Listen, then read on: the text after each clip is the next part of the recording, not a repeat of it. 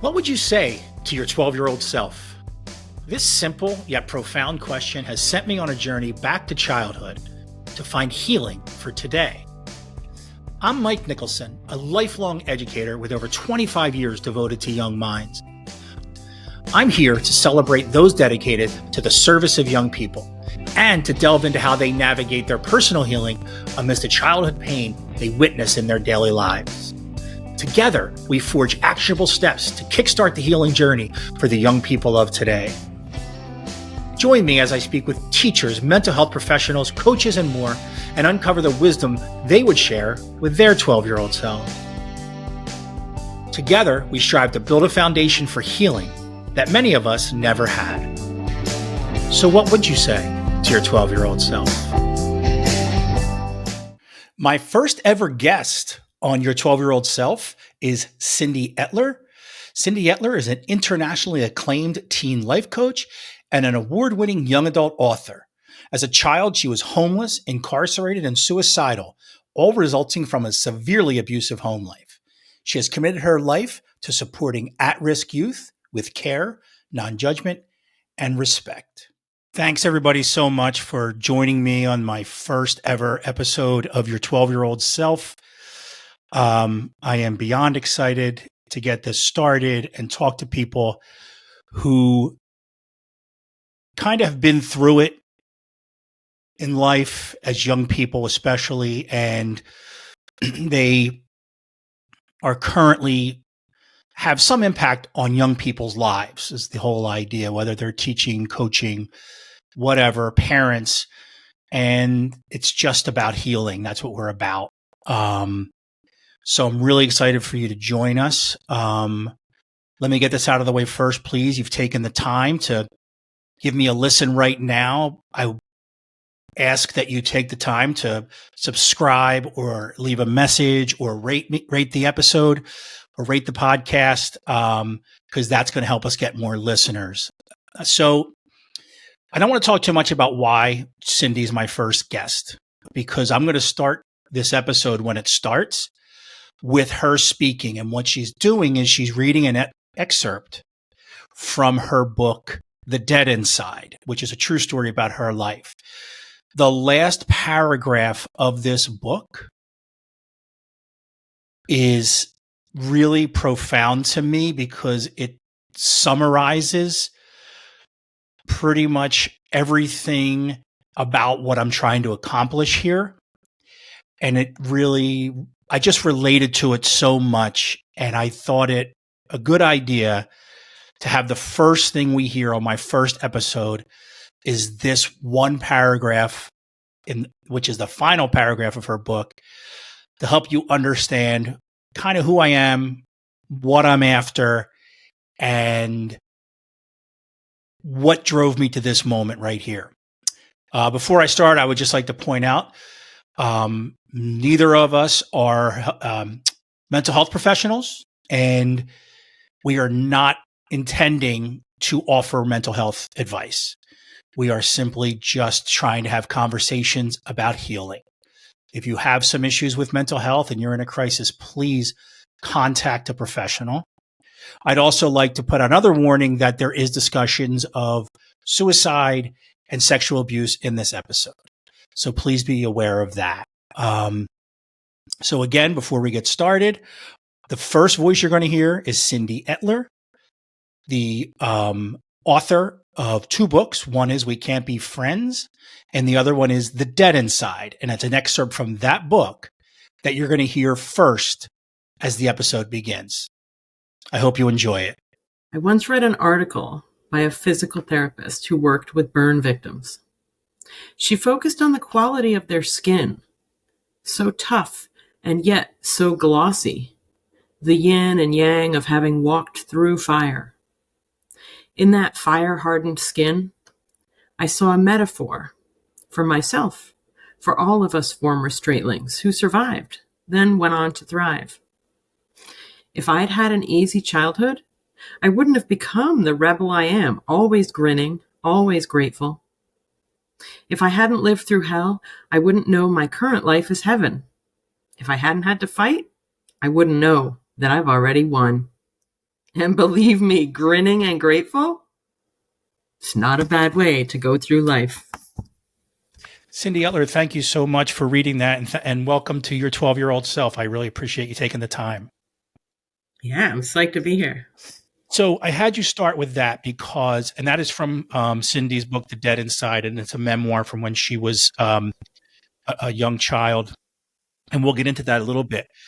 But I had you read that because the journey I'm taking with this podcast and with my life that we'll have that conversation. You just encapsulated it there, right? Like last couple years ago, I retired early from a career in education as an administrator and a teacher. And what I realized was after I got out, the reflection was, why did I go into it? I really thought about it. And what I thought most about was something that I keep referring to as a proximity to pain that I had, like the pain of young people. And because in the role as an administrator or vice principal, whatever, you worked in schools, you see it all. And you see where those children come from in the day, in the morning, and where they're going home to. And it's heartbreaking. And now that I'm out and I'm reflecting and I'm still continuing my own healing journey, as we all are, I thinking about what that did to me, having that proximity to the pain and how it affected me. And not only that, all I could think about is how much I couldn't do for those kids. And so that's what leads me here, right? I have my own childhood trauma. I go into a world of trying to help people. And then I better myself, and then I try to improve myself, and then go into trying to help people. And that's where we are here, trying to help people. Put more simply, you wrote this in your book as well. It's a little formula. Things are really hard, plus figuring out how to be okay equals helping others be okay too.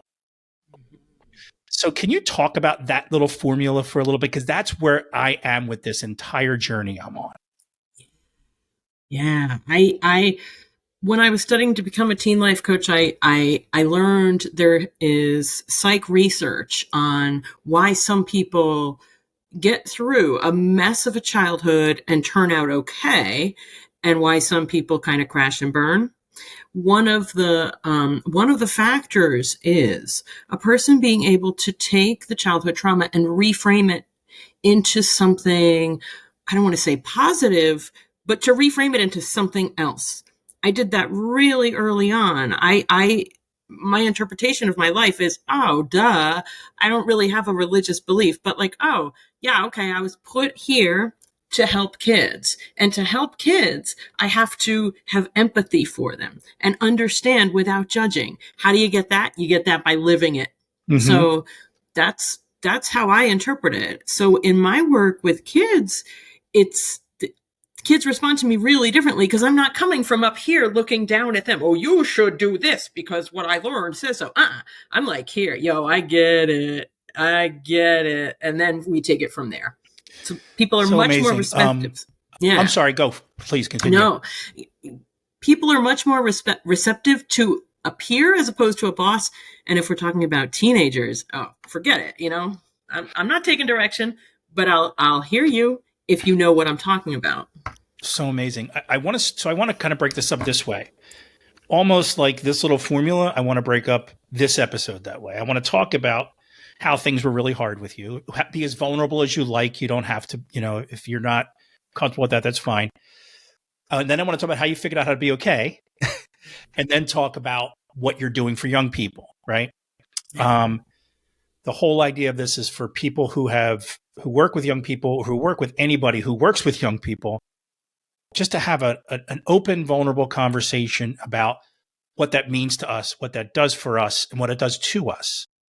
So let me start by asking you this question. Tell me about your life at 12 years old. Woo! Okay. So at 12, I was living with some monsters. It was a mother who had issues that were not diagnosed, but they were really bad. And the man she married out of her own needs to have a roof over her head, and they got together because I think he wanted access to little girls. What was in it for her was, okay, I am a single mother and I'm dead broke. This person has a roof. So that was how I landed there. 12 years old, living with them, hitting puberty, really starting to fight back. So again, I have since learned in a lot of therapy, etc., that there's often a kid in the family dynamic who is targeted, kind of like, this is the nail that sticks up, So I think I was born like with my boxing gloves on. Don't fuck with me, basically, right? Sweet kid, very nice, but don't fuck with me. And if you're that kid, challenging and saying no, if there is a sadist in your life, if there's a power monger, you're going to be the one they choose to beat the shit out of, to try to make you bow down, buckle under. So yay, that was me. 12 years old, living in that house, kind of taking beatings, being ignored, desperate for somebody to kind of give a shit. I found that in teachers at school, luckily. And I found an escape from it all in books for free from the library. Awesome. In your book, you talk about, in the beginning of your book, I didn't know where it was going, but you paint a picture of yourself at 13, about to turn 14, going to Bridgeport and hanging out with this group of people. And I couldn't look away from that 13-year-old kid, right? For numerous reasons. A, I know exactly that house you went to. Anyone our age does, right? You can smell it. You can feel the damp, perpetual damp. Yep. And it's like, I know those kids, right? I know the allure of those kids.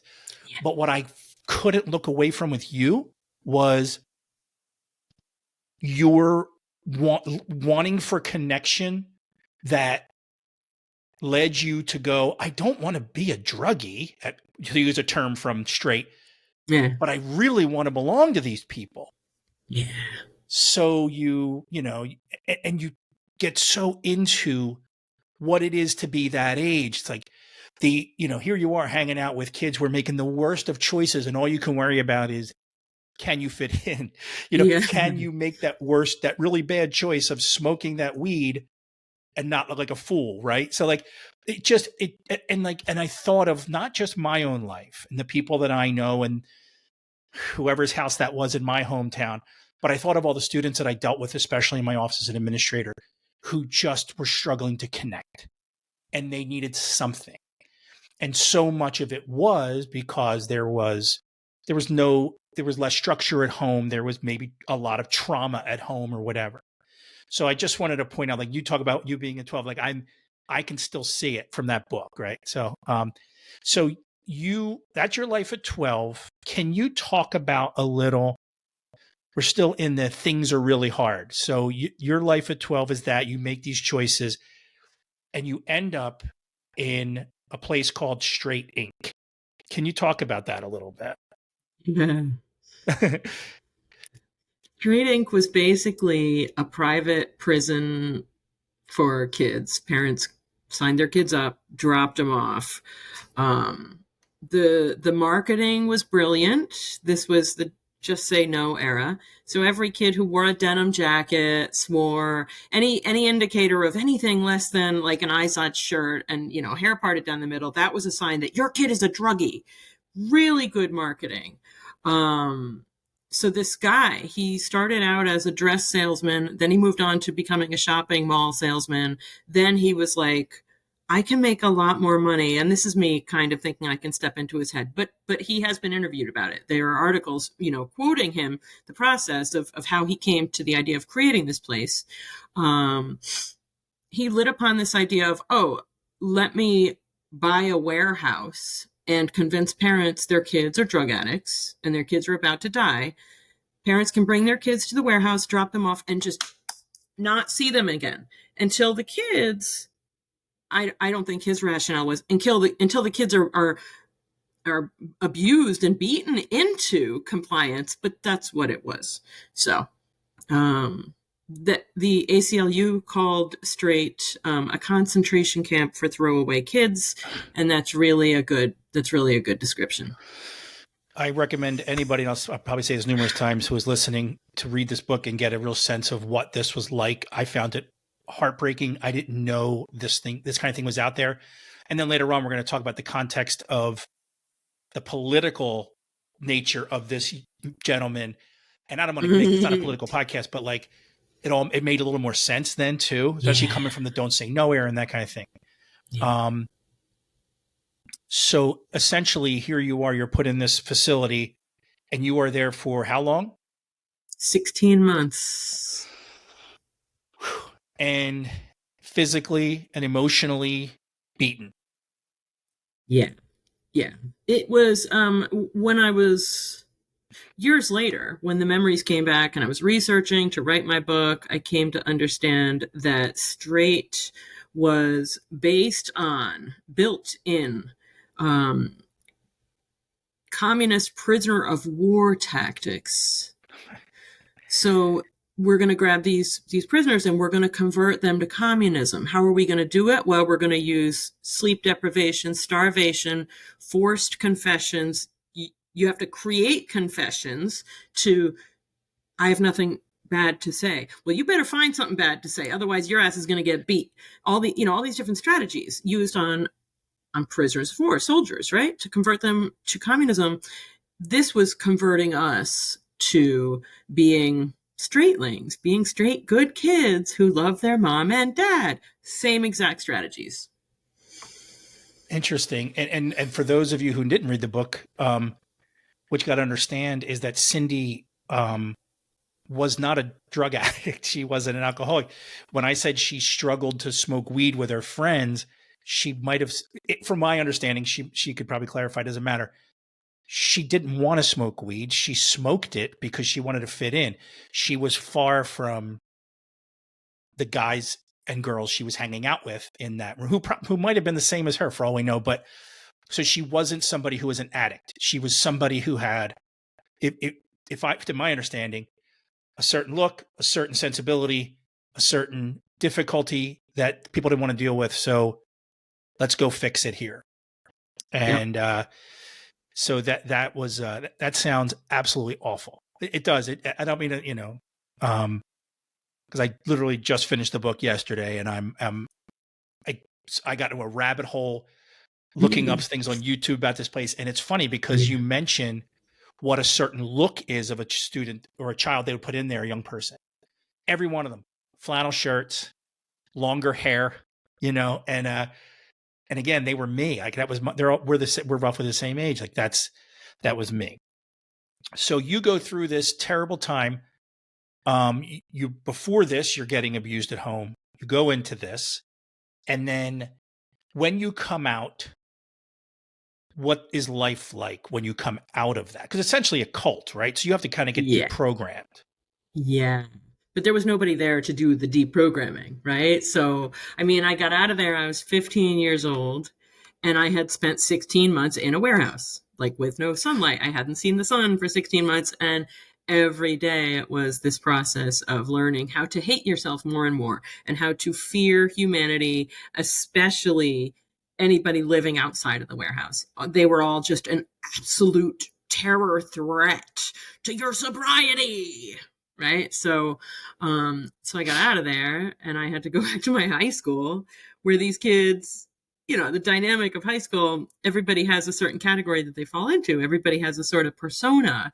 And then if somebody disappears, that's a hot topic. And all kinds of stuff goes around about what happened, where this person went, all this, right? I just disappeared and nobody had any idea. Nobody was able to contact my fucked up household to find out. Okay. So then I suddenly reappear. This is hot. This is like National Enquirer level. She's back. And I'm like,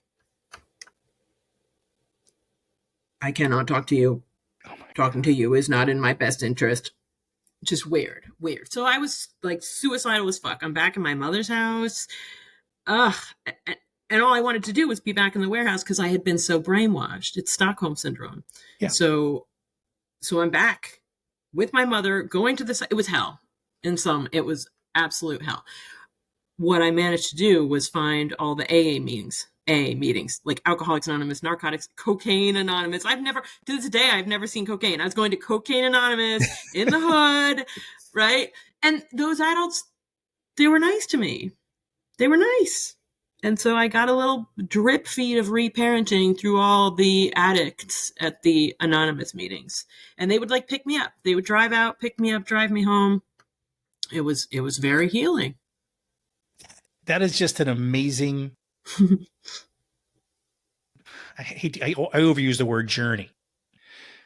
To find some kind of solace and connection at meetings for addicts, even after having gone through rehab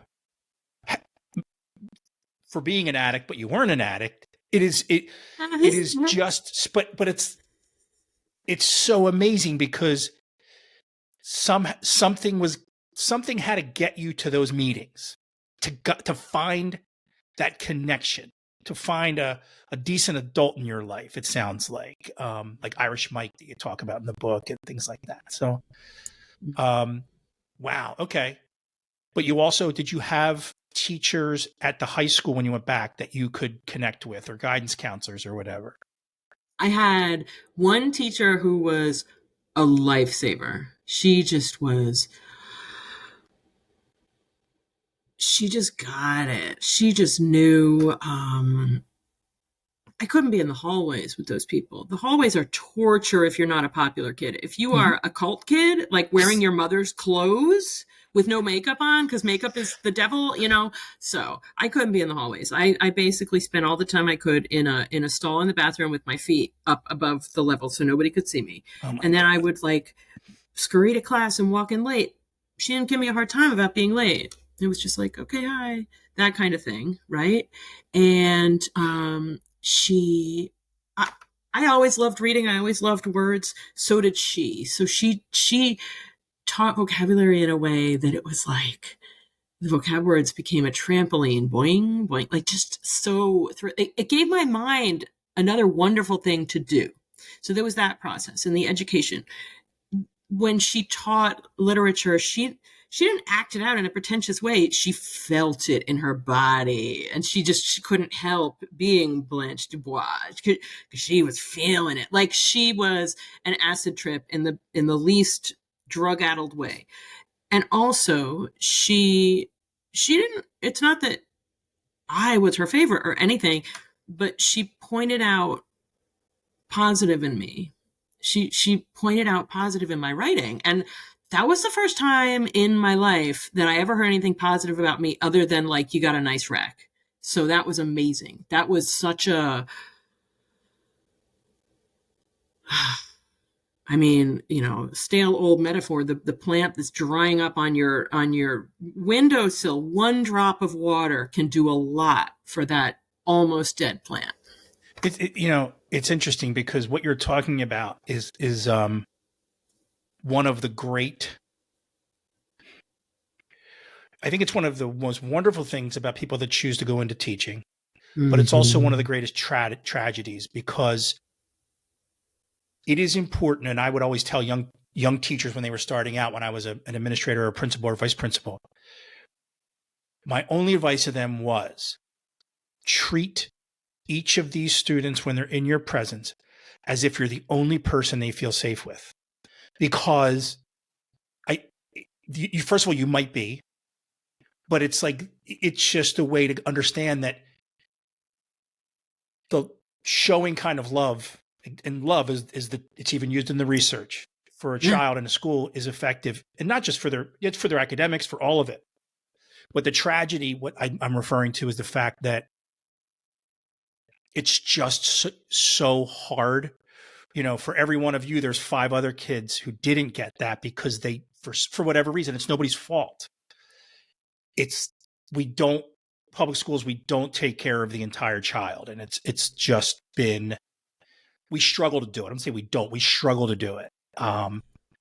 And again, like you said, you're one of the lucky ones. You were able to get it get that from somebody and also relish in it and thrive from it.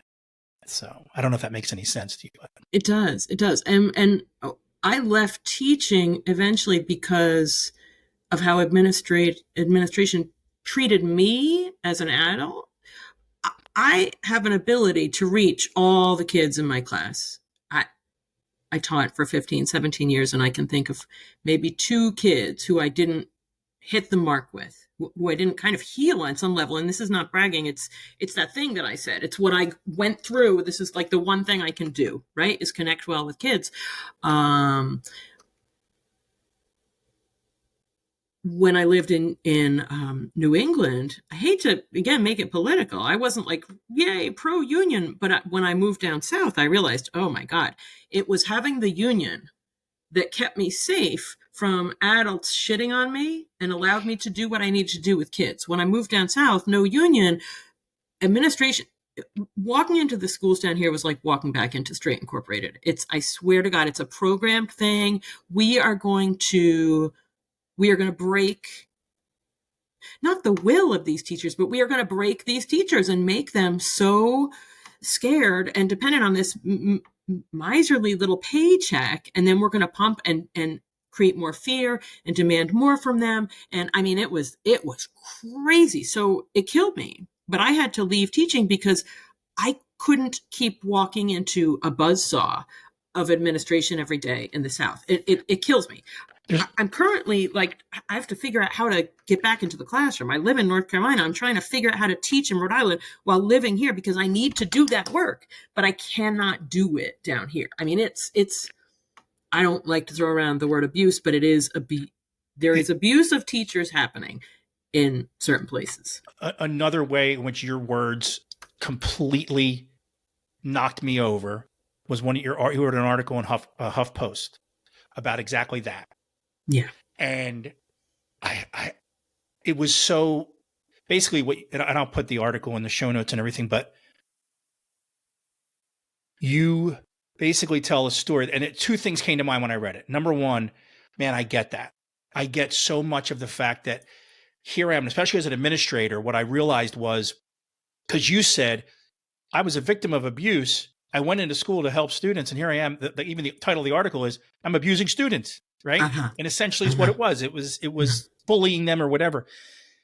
But, and I'm like, so when I was an administrator and at the end of my career, and again, all of this is coming clear to me now that I'm out, I wasn't advocating for young people, which is why I got in. I was advocating for a failed institution. Uh-huh. And that article just really, really hit home with me. And the other thing that you mentioned, I don't know if it was a different article that you were quoted in or something, but you touch on quite a bit. Maybe it's in your book. You touch on quite a bit the guy who founded Staraight and what it is. It's so of the moment now, because in my estimation, what you were dealing with down south is the push for lack of a better phrasing, white Christian fundamentals, right? You're going to be this way. You're going to look a certain way. So when you were treated that way, you were being programmed to program those young kids to be the perfect white Christian. That's what I hear when I see that. And then Staraight was the same thing. You mentioned about the guy who founded it was a big donor, like Christian nationalist type. And so that's so much of what you write just hits me that way. Yeah. So I get that. So are you trying to get back into teaching, you're saying, or no? Well, I have to clarify one point. I didn't feel like I was abusing kids or trying to shape them anyway. I was chewed up and spit out by administration because I refused to do that. Got it. And it was like either you toe the line and you do this, or you are going to be in trouble every day. You are going to be, just, and I was like, no, but the system to me feels like it is the teachers the last high school I was at, there was 5 of us who really cared about kids. We cared about kids. Kids were in our room all the time, before school, after school, during lunch, just between classes, just to like set eyes on somebody who gave a shit. all of us, I left, all of us were gone within a year. Railroaded out, behavior, action plans, whatever. Like, fault was found with us. Our teaching was fine, but we didn't prioritize the meat grinder of the tests. We're all gone. We are all gone. And that makes me fucking crazy, because what's left is the people who either they need that paycheck so bad that they are able to take the form that's required, or maybe they just don't have a trauma history, so they don't understand, and it's not a thing to them. I can't get in their heads, but that's what it's able to remain and adapt to that system. And it makes me fucking crazy. So to answer the question, am I trying to get back in the classroom? I'm trying to figure out how I work one-on-one with kids now as a coach. It's amazing. The changes, kid will come to me having just attempted suicide. An hour later, they're like, oh, now it all makes sense. And then the next session, they're like, you know what? I'm fine now. I'm all set. I'm not kidding. Like, the training that I received as a coach works miracles, but that's one-on-one. That's kids whose parents find me. The masses have to go, at least in the United States, have to go to school. Otherwise their parent can get pulled in for, whatever, that stuff. Yep. Everybody is required to be in this school.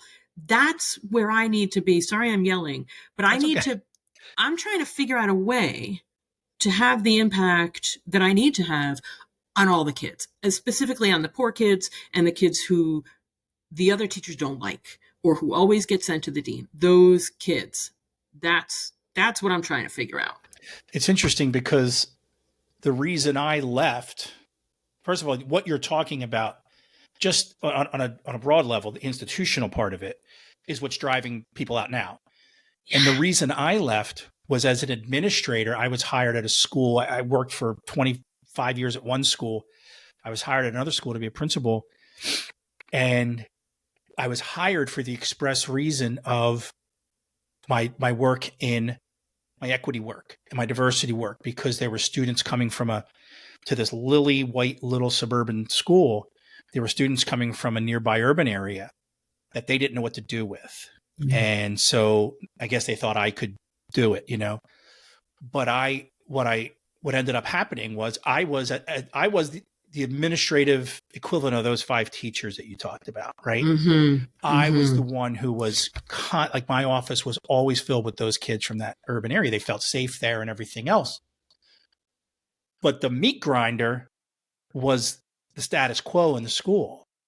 Mm-hmm. And that's what pushed me out. Like, it was like you said, people coming for you. That's what it was. I'm trying to get to these people, but I was literally driven out because of it was probably more about upsetting the apple cart, so to speak, and upsetting the status quo.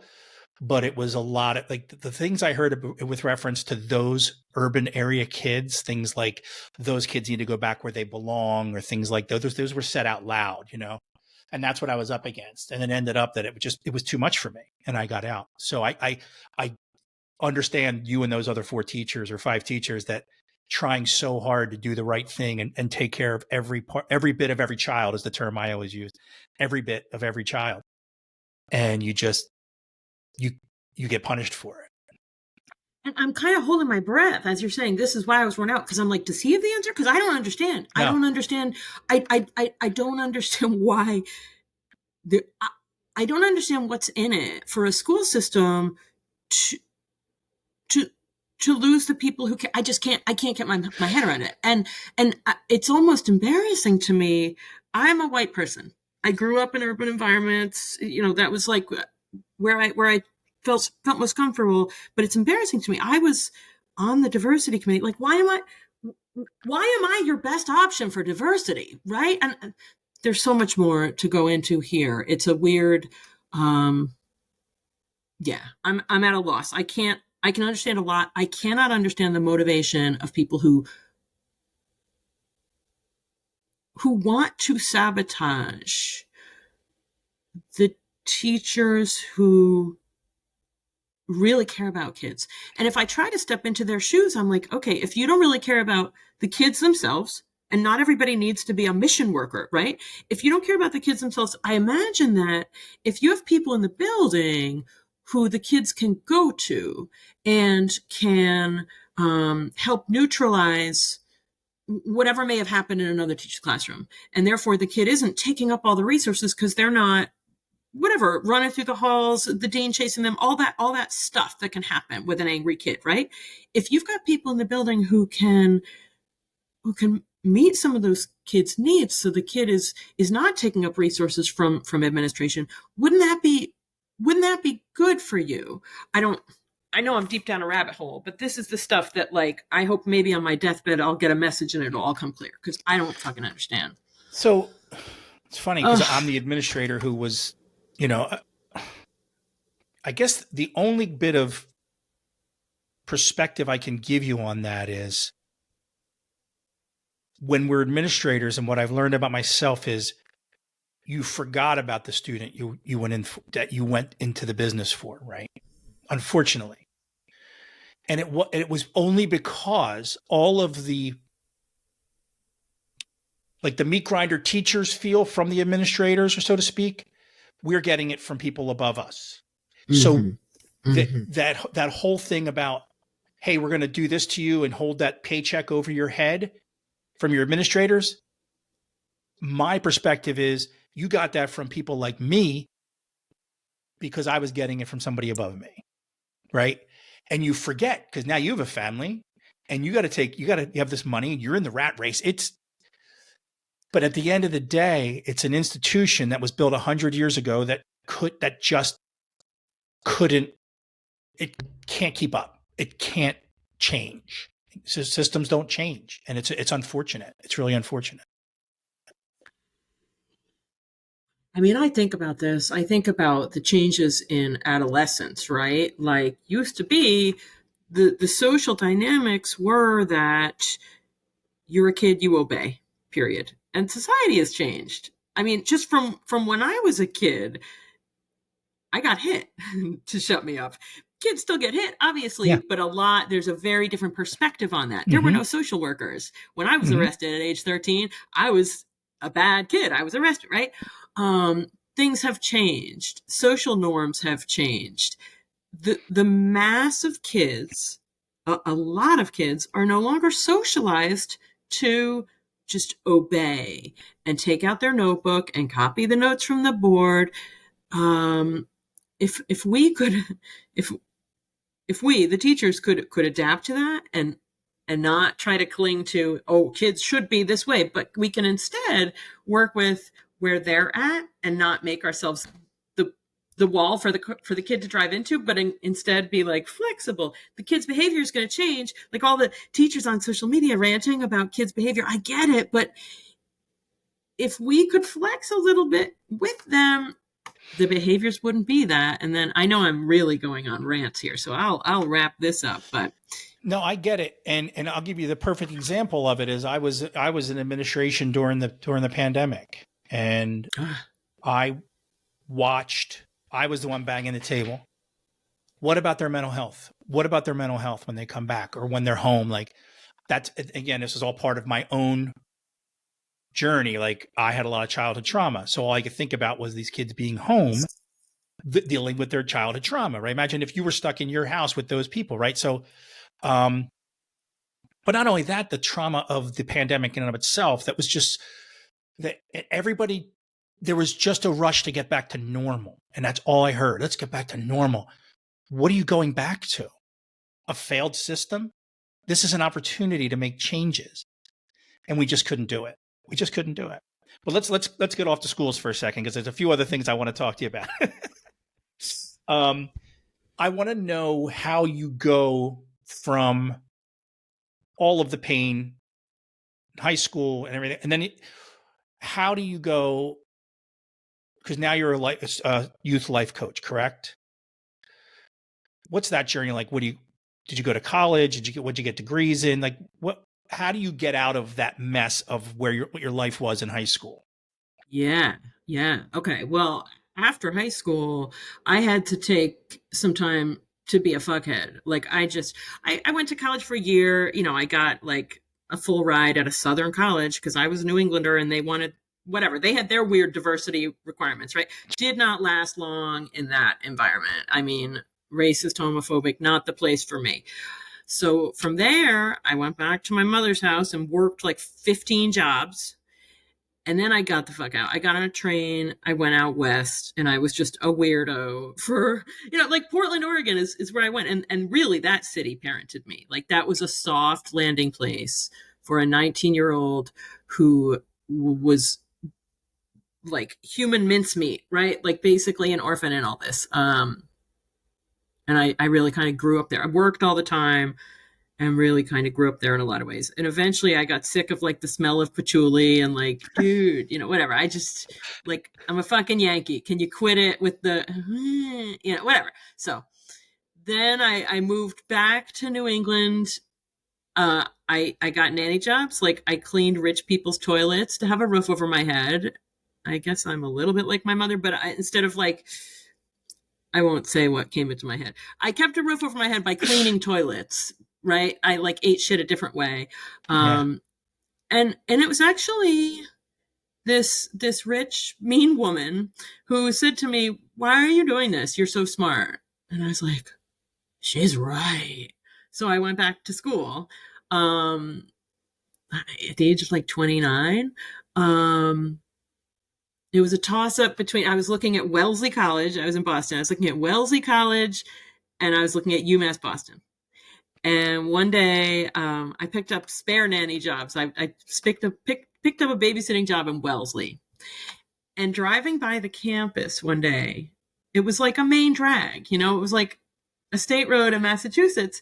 And driving by Wellesley, there were suddenly speed bumps. And I was like, you motherfuckers, the precious Wellesley girls need us to speed down to keep them safe, and nobody else in the entirety of Massachusetts deserves that safety. Fuck you. And I went to UMass Boston, where UMass Boston is like the most diverse university in the country, and people there are older. There's a huge immigrant population in that school. Like, it was heaven. This was urban core environment. And I just kicked ass. I got all A's. I did a double major. I mean, it was phenomenal. And that's when I got my spinal column. I had worth because of my brain and because of my interest in things, in learning. That was the shit. That was the real turn. So I got my master's. I started teaching in Dorchester and Boston. Loved it. And so I taught for a long time, until the turn happened, right? The fucked up schools down here. And so maybe your real question was about how I became a life coach. There was like no such thing as a teen life coach at that time. So that's why I got the URL, The Teen Life Coach, right? 2012. And I just called myself a teen life coach, and parents were paying me. And I got hit with like a crisis of conscience. I was like, I'm taking this money just for like being nice to kids. This feels weird. I mean, I have a master's in education and all that experience and knowledge, but so then I did research and I found Youth Coaching Institute, which is founded by a woman with a life very much like mine, but she has a PhD in psychology. And there is a protocol for life coaching, and it's a very it is a very specific modality for interacting. And there's a lot of research that proves this work. Very different from therapy. A lot of research that proves the coaching approach really works to create behavioral change and motivation. So I studied my ass off in Youth Coaching Institute, got certified, got double certified. Now here I am. That's amazing. I've been coaching myself for about a year or so now, learning success coaching, working with students in academics, with not like tutoring, but coaching. It's a program I'm also getting into life coaching as well. So I'm so intrigued by what you're doing. And I think, to go back to your other thing about, I think, and I don't want to sound pessimistic because I think this is actually positive. I think the way you're doing it is the only way to get to them. I don't know that there's a way to get to get to those groups of kids in a school and offer what you have. there might be a way to do larger groups for you, but I've come to the point where I want to serve. You want to serve. It's all we want to do is serve young people. And the way we can do it is by coaching them and serving them one at a time, maybe small group or something. But I think my point is you're doing enough, clearly. You don't need to get back into the schools is from where I am. I think the one-on-one is really all that, it's the only way right now anyway. I don't mean to say, it might sound negative or defeatist, but it's important. It's important work, and I'm glad you're doing it. Yeah. I've had kids living right now, today, living the life like I lived. And I've had kids make a promise, like a pinky swear promise with me. I'm going to stay alive to do this work for kids later. That'll work. Making that promise to somebody who gives a shit about you, that'll fucking work when there's a razor blade in a hand or a whatever, like something. I don't know. Should I take all these pills after I just drank? You know what? I made that promise. Like that shit works. That's awesome. So how do you take care of your 13-year-old self or 12-year-old self when you're dealing with other people's trauma? Yeah, I think it might go to that thing I mentioned about people can survive and find stability and success when they reframe. It's so much like my best friend loves to go shopping. She loves to go shopping. For me, working with kids is for her going shopping. Like it's very fulfilling for me to do this. There have been one or two kids where what they say is so disturbing that when I'm out walking outside, I'm talking to myself about it and processing, but I'm not really shocked by much. And instead, it's more like, wow, I get to help this kid. I know what I'm doing is exactly the intervention I needed then. And so I just feel so sure that what I'm doing is doing for them what my high school teacher did for me. It's not really draining. It's the opposite. It's like plugging your phone into the wall when it's almost dead. Wow. Okay. That's great. Yeah. I think the reason I ask is because upon my reflections I keep referring to in the past couple of years after retiring is wondering why I started asking myself the question, did I get into education to try to take care of my younger self who never had? And clearly that's what it is. That's what drives me. Right. Yeah. But I also, my experience is such that I've been around teachers my whole life. My wife's a teacher, but she's not like this. There's a big cycle of sacrifice with some teachers, and they only feel whole if they're giving more than they have. So that is when I started this podcast, that is almost like my concern. Part of it was like, I want to check in with people and say, are you taking care of yourself? Are you being sure that your cup is full before you're giving anything else out? So that's me. That's why I asked that question. Yeah. You know what I mean? And I have learned how to set boundaries. I used to, when I started working with kids, I used to be like, hey, if you ever need to touch base, you can always text me. I don't invite it anymore. Kids and I text about sessions, but I don't invite it. Right. And that works for me. Kids, I think that's the key. It's that I used to invite people to use me more. And I don't mean use in a like toilet paper. I mean use like I used to invite people to take from me more. And I'm a resource, you can use it. Yes. Right. And that was my compensate overgiving was sort of my way of, like, a lot of women are like, I have to get smaller to be worthwhile. Fuck that. But I have to give more to be worthwhile. Right. That's my version of like anorexia. And I finally really in the last couple of years, I realized, dude, you can't be lying here at 10 o'clock at night, texting with 20 different people to like meet their need. So I don't invite it anymore. And I actually do.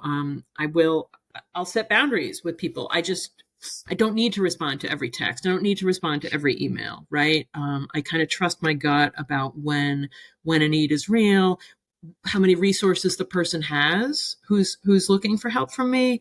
If they are really under-resourced, then I can decide this is where I want to invest my energy. Otherwise, I don't need to do that. It's interesting. You mentioned something about, you mentioned the gender part of that, or the gender role part of that. Mm-hmm. And it just hit me that when I think about that idea of people that serve, who give more than they have and they give up of themselves, I think of teachers, because that was my experience. And I think of nurses who I've known in the past. And then it just hit me as you were talking, those are such female heavy professions. Uh-huh. And I just never put those two things together. So you said that. So, and having a 5-year-old girl who I'm trying to raise to be an absolute warrior, that's good to know. Yeah. So I'm going to end now. And I'm going to ask two things. First, I'm going to ask, what would you say now to your 12-year-old self?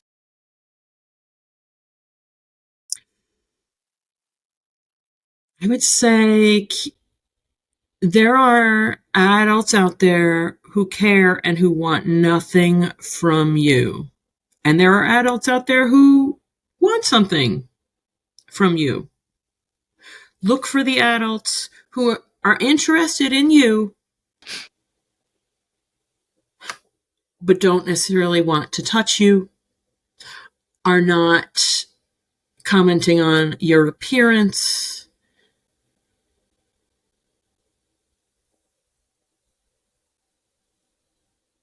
and if you can, spend time with those people and absorb what they say. And if they say positive things about you, let yourself hear it. Let it steep in your head like a tea bag. And if the vibe changes, if they seem to want something from you, if they want to touch you, or they seem to look at your body or comment on your appearance, see if you can find other adults who don't do that. It's a long, long statement. No, I get it. It makes sense. It makes sense. And at the end of ultimately, it's like what you're saying is, and everyone needs an adult in their life, or every child needs a positive adult role in their life. But we have to learn to trust our instincts about what that person wants and doesn't want. And you're saying if they are connecting to you because you have your brain and your heart, you veer that way.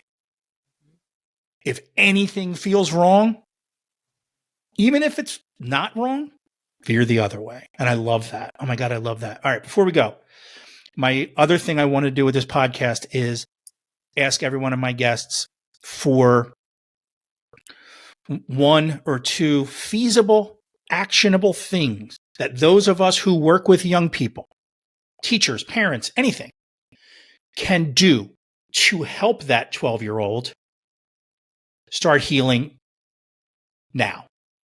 Unlike us who had to wait all these years, like, what could we do? It's really coaching condensed into a soundbite. Ask kids not so much how you doing, because that's going to get a short answer, but I usually start sessions with, anything interesting happened the last week? And whatever they say, ooh, tell me more. Inviting the kid to tell me more, and then shut the fuck up. It's very hard for any of us. I mean, some people are good at shutting up, but listening is hard. But listening heals kids. The magic happens in sessions when I get quiet and they get quiet and I stay quiet. Then they realize, oh, I guess I get to speak now. And that's when whatever they need to say comes out. And just feeling heard can heal a motherfucker. Like, that's real. There's so much in that. So yeah, just listening and, oh yeah, tell me more. Not giving advice, not giving suggestions. If a suggestion really, really feels, oh man, I really think this could help a kid, don't just spit it out. Say, I have a thought. Do you want to hear it? Give them the option. By asking them, I think in 12 years of coaching, one kid has said, no, I don't want to hear it, right? In asking them, it gives them the choice and they'll say yes. And because they said yes, because they had the option, they actually will hear it and digest it. And maybe it'll help them. So that's amazing. Yeah. So it's listening, just listening without judgment, and actively listening is the term I like to use. Are you actively listening without judgment? And are you doing so to really understand what this person is trying to say and thereby understand what they're going through? With that as your only goal, if it's possible. And this takes work. For me, it took training and practice, but in as much as possible, have as your only goal understanding the kid. Not having as a goal to help the kid, because that makes it, maybe what worked for me wouldn't work for that kid. If the only thing I want to do is understand where they're coming from, that's what's going to heal the kid.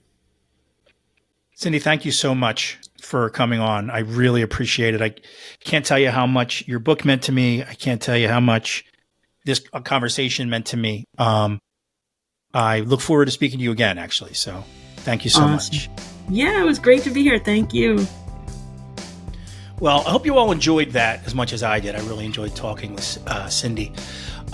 So once again, special thanks to my first ever guest, Cyndy Etler.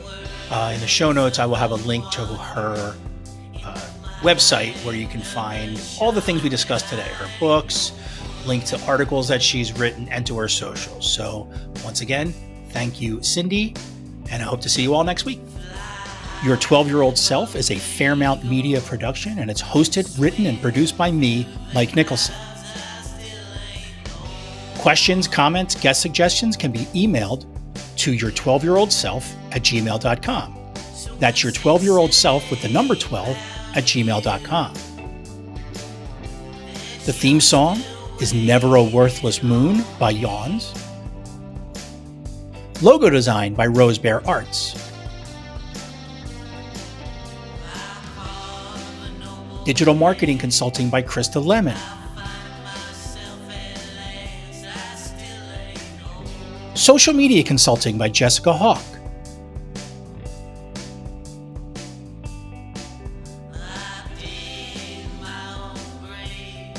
Special thanks to Ron Cornwall and Sarah Finney.